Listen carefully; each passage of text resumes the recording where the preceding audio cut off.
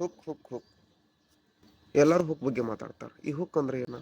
Hook ಅಂದ್ರೆ ಹೆಂಗಂದ್ರೆ ಪ್ರಾಡಕ್ಟ್ನ ನಾವು ಹೆಂಗೆ ಒಂದು ಜಾಗದಿಂದ ಇನ್ನೊಂದು ಜಾಗಕ್ಕೆ ಎತ್ತಿಡಕ್ಕೆ ಯೂಸ್ ಮಾಡ್ತೀವಲ್ಲ, ಸೊ ಹಂಗೆ ನಮ್ಮ ವಿಡಿಯೋಸ್ ಯೂಟ್ಯೂಬ್ ಒಳಗಾಗಲಿ ಅಥವಾ ಇನ್ಸ್ಟಾಗ್ರಾಮ್ ಒಳಗಾಗಲಿ ರನ್ ಆಗುವಂಥ ಮತ್ತು ಮಲ್ಟಿಪಲ್ ಕಸ್ಟಮರ್ಸ್ ರೀಚ್ ಆಗೋ ಸಂಬಂಧ ಟೆಕ್ನಿಕ್ನ ಯೂಸ್ ಮಾಡ್ತೀವಲ್ಲ, ಅದಕ್ಕೆ ನಾವು ಹುಕ್ ಅಂತ ಹೇಳ್ತೀವಿ.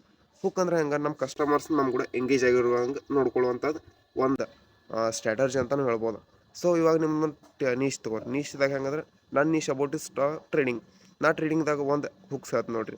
Stop using RSI until U see this.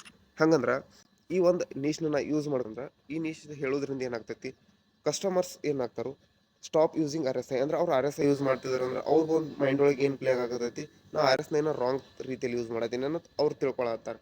So ಅವಾಗ ಏನು ಮಾಡ್ತಾರೆ, ಅವ್ರಿಗೆ ಬರ್ತಾರೆ ನಮ್ಮ ವಿಡಿಯೋಸ್ ನೋಡ್ತಾರೆ. RSI ಹೆಂಗೆ ವರ್ಕ್ ಮಾಡಬೇಕು ನಾವು ಹೇಳ್ತೀವಿ. ನಮ್ಮ ವಿಡಿಯೋಸ್ ಒಳಗೆ ನಾವು RSI ಬಗ್ಗೆ ಟಾಪಿಕ್ ಐತೆ ನೋಡಿ, ನಾವು RSI ಬಗ್ಗೆ ಸ್ವಲ್ಪ ಎಕ್ಸ್ಪ್ಲೇನ್ ಮಾಡ್ತೀವಿ.